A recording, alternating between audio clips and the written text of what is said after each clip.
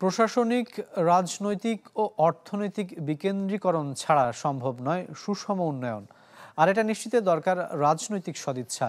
গবেষণা সংস্থা পিআরআই আয়োজিত সেমিনারে বক্তারা বলেছেন যে আপাত দৃষ্টিতে দেশে উন্নয়ন হলেও তাতে পরিবর্তন হয়নি সাধারণ মানুষের জীবনমান।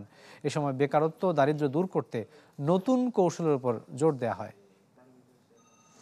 ইউনিভার্সাল কার্ডিয়াক হসপিটাল, আপনার হৃদয়ের আরো কাছে। দেশের অর্থনীতি, প্রশাসন ও ক্ষমতার প্রাণকেন্দ্র রাজধানী ঢাকা, যেখান থেকে যোগান আসে মোট দেশজ উৎপাদন বা জিডিপির প্রায় 40%। আর প্রতি বছরই নানা দুর্যোগ আর সংকটের কারণে মেগাসিটিমুখী হচ্ছে নতুন নতুন মুখ।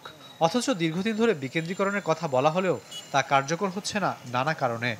আমি প্রথমে আমাদের পিআরআই আয়োজিত এই সেমিনারে বক্তারা বলেন, এই মুহূর্তে বিকেন্দ্রীকরণ করা ছাড়া সম্ভব নয় সুষম উন্নয়ন।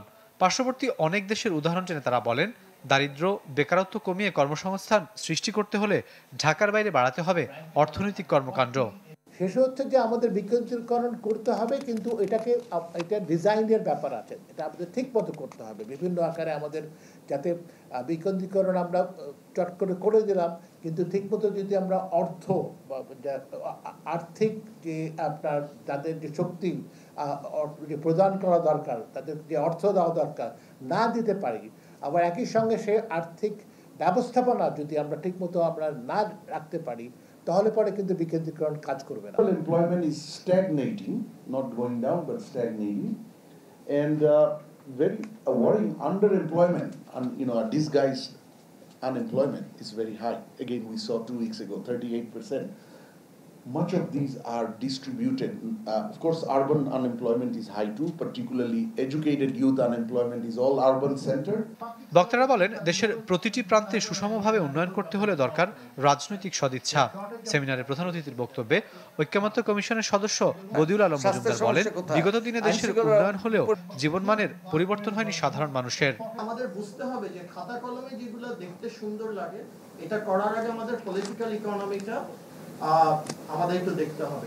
আমরা ডিসেন্ট্রালাইজেশন কথা বলছি, আপনি ভোলার ডিসেন্ট্রালাইজেশন, আপনি ঢাকায় ডিসেন্ট্রালাইজেশন করতে পেরেছেন, আপনি ইউনিয়ন, আপনি ওয়ার্ড কাউন্সিলরদের কি ক্ষমতা দিতে পেরেছেন? আমাদের সমস্যাগুলোর দিকে তাকান, আমাদের সমস্যাগুলো কোথায়? শিক্ষার সমস্যা কোথায়? স্বাস্থ্যের সমস্যা কোথায়? আইন শৃঙ্খলা পরিস্থিতির সমস্যা কোথায়? পরিবেশের সমস্যা, সবগুলো স্থানীয়। যেখানে সমস্যা সেখানেই সমাধান করতে হবে, এবং সেখানে সমাধান করলে দায়বদ্ধতা নিশ্চিত করা যায়। সেখানে সমাধান করলে ওই যে মানুষের নেতৃত্ব, ওই যে জনযুদ্ধ, যে আমাদের উন্নয়ন করতে হলে, ওই যে আমাদের উন্নয়নের পরিবর্তে উন্নতি করতে হলে জনগণের সম্পৃক্ততা লাগবে, জনগণের নেতৃত্ব লাগবে। দেশের স্থিতিশীল ও সুষম উন্নয়নের জন্য পরবর্তী রাজনৈতিক সরকারকে যথাযথ অর্থনৈতিক পরিকল্পনা প্রণয়নেরও পরামর্শ দেন বক্তারা।